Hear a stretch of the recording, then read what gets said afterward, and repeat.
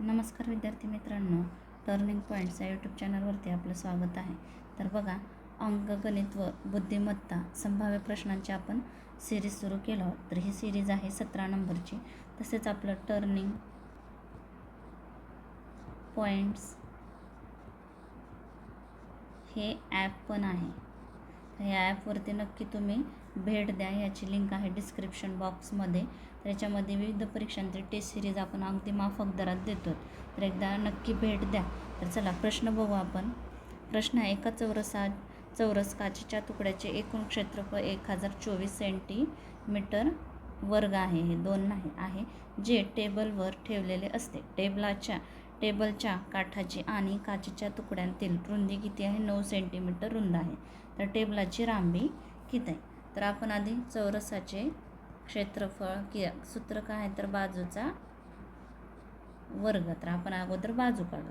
तर क्षेत्रफळ किती आहे? 1024. बाजूचा वर्ग, दोन्ही बाजूचे वर्गमूळ काढू. तर हे 1024 हे 32चे वर्गमूळ आहे. हे बाजू किती आली? 32 सेंटीमीटर बाजू आली. तर काय म्हणलं आहे आपल्याला? तर टेबलाची लांबी काढायचं आहे. तर आपल्याला काय दिलं आहे? टेबलाच्या काठाची आणि काचेच्या तुकड्याची रुंदी किती आहे? तर 9 सेंटीमीटर. काचेची बाजू किती भेटली आहे आपल्याला? 32 अधिक 2 गुणुले टेबलाच्या काठ आणि काचेच्या तुकड्याची रुंदी आहे 9. 32.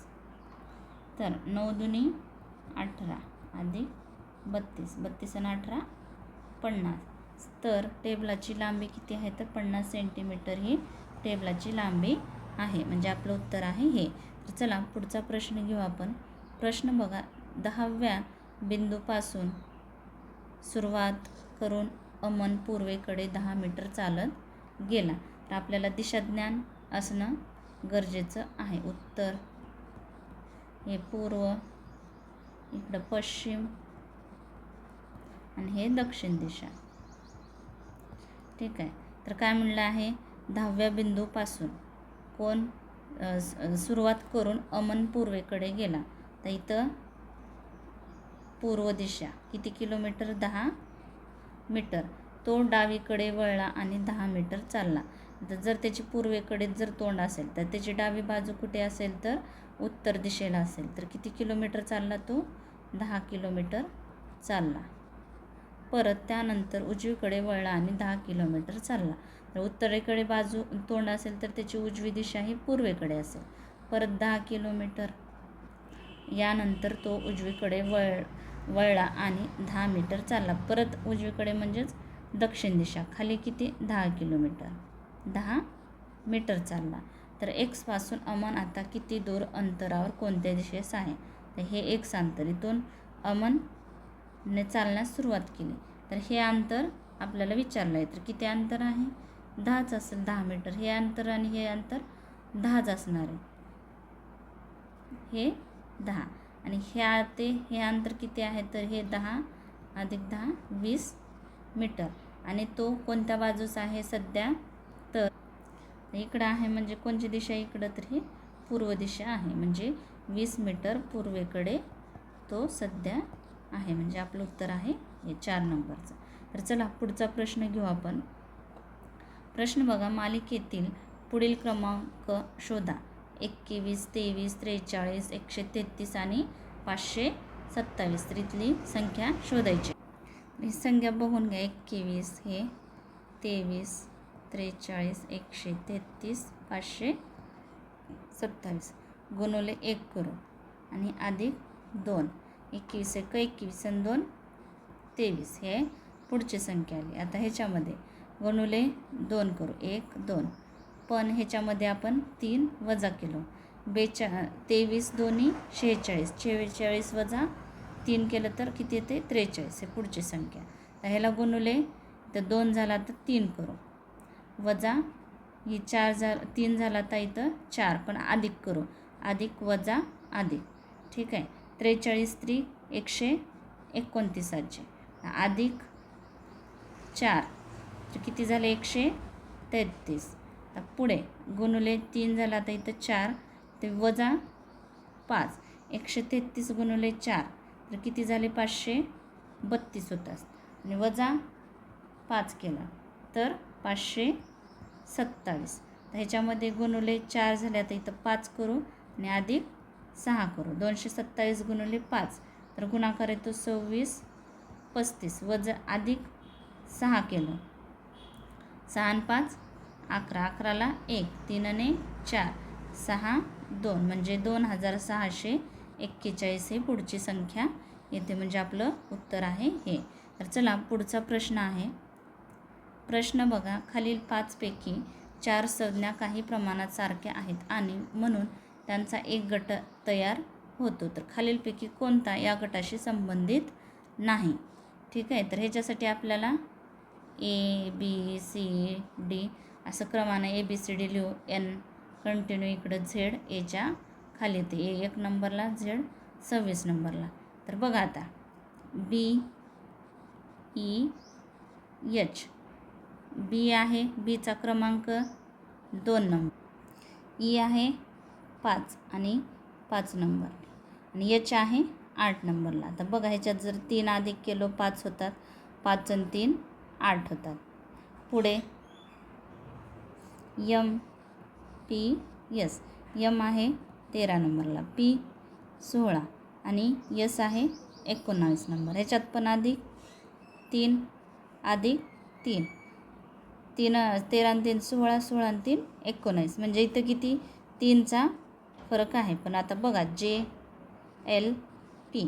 J आहे 10 नंबरला, L आहे 12 नंबरला आणि P आहे 16 नंबरला. आता बघा ह्याच्यामध्ये 10 आणि 2 12 आणि 12 आणि 5 16 म्हणजे ह्याच्यात फरक बघा. इथं 2 आणि 5 पण इथं 3 आणि 3 तर इथं पण 3चाच फरक आहे.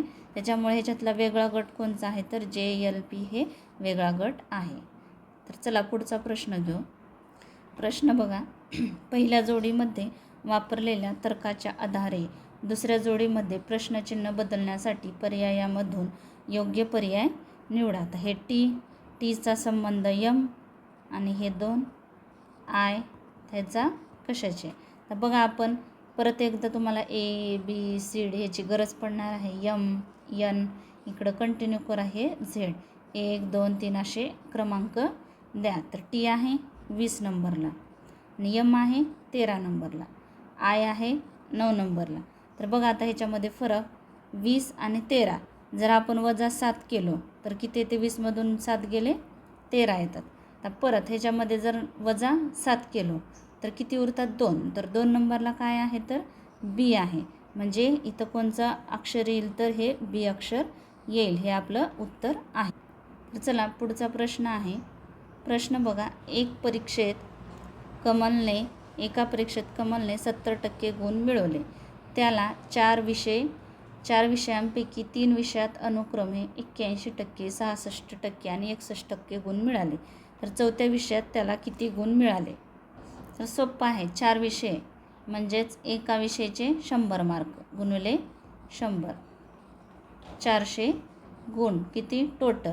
तर पहिला X विषय मानू अधिक 81% दुसऱ्या विषयामध्ये, तिसऱ्यामध्ये 66, चौथ्यामध्ये 61 भागिले 400 पैकी आणि टोटल किती टक्के आहेत तर 70%. पण आपल्याला टक्केवारी काढायला त्याच्यामुळं गुणिले 100 बरोबर हे 70. तर यांची बेरीज येते X अधिक 208. यांची बेरीज 81 66 61 बरोबर गुणाकारातले 400 इकडं भागाकारात 70 गुणिले हे 0 0 कटतात. तर राहिले किती 4 म्हणजे इकडं 4.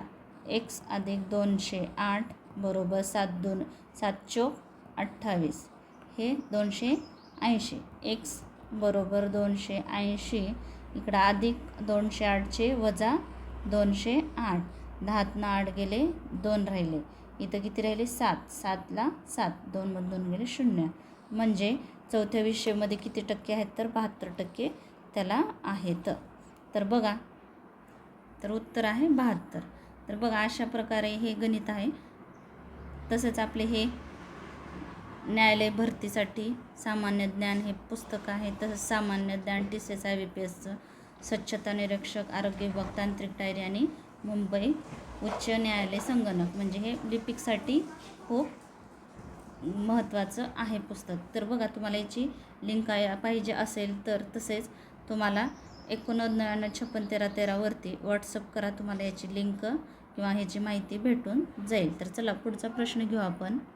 दिलेल्या दोन संख्यांची आदलाबदल केल्यास खालील कोणते समीकरण समतुल्य होईल?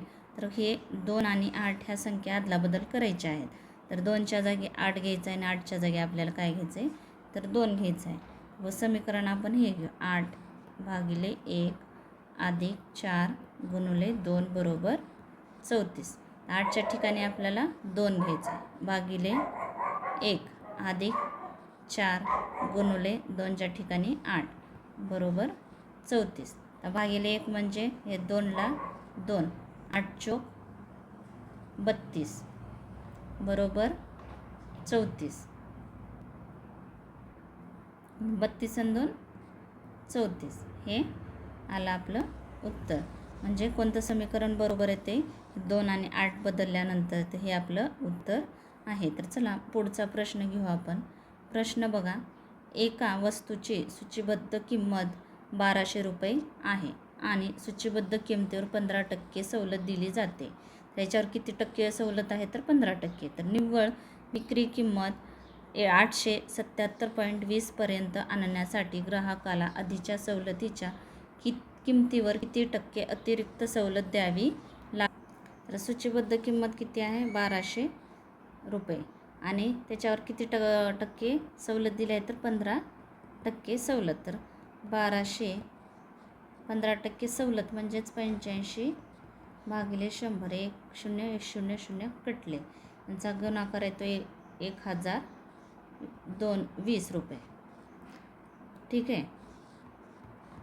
तर विक्री किंमत किती आहे?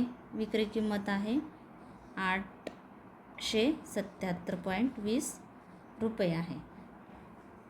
तर अतिरिक्त सवलत किती भेटली आहे तर ते काढू आपण. त्याच्यातून किती 1020मधून 877.20 जर वजा केलं तर किती येते? 142.8 रुपये येते. तर आपण एवढी किती सवलत दिला तर 142.8 रुपयाची सवलत दिली आहे. पण आपल्याला काय विचारलं आहे तर टक्केवारी विचारलं आहे. तर 142.8 भागिले 1020 गुणिले 100 हे 00 कटले. ह्या दोघांचा गुणाकार 42 हे 80 पॉईंट जातो ना एक घर नंतर. तर राहिले किती? 102. 102 1 102. आता 142मधून 102 गेले. 2ला 2, 4ला 4, 0. इथं किती? हे 8 रुपये 428 रुपये आणि 102 चोक बघा 102 गुणिले 4 करू आपण. 4 2 8, 0ला 4ला 4, 4 1 4. तर आलं किती? 408 गुणाकार येतो. 102 गुणिले 4 तर 408 म्हणजे 102 1 102 104 4 2 408चे म्हणजे ह्याला 1428ला 14चा भाग जातो. म्हणजे किती टक्के त्यांना सवलत द्यावी लागते अतिरिक्त? तर 14% सवलत त्यांना अतिरिक्त द्यावी लागते. तर अशा प्रकारे आपण अंकगणित व बुद्धिमत्ता संभाव्य प्रश्नांचे विश्लेषण सिरीज सुरू केला आहोत. तर व्हिडिओ आवडला असेल तर नक्की शेअर करा, लाईक करा, सबस्क्राईब करा. Thanks for watching this video.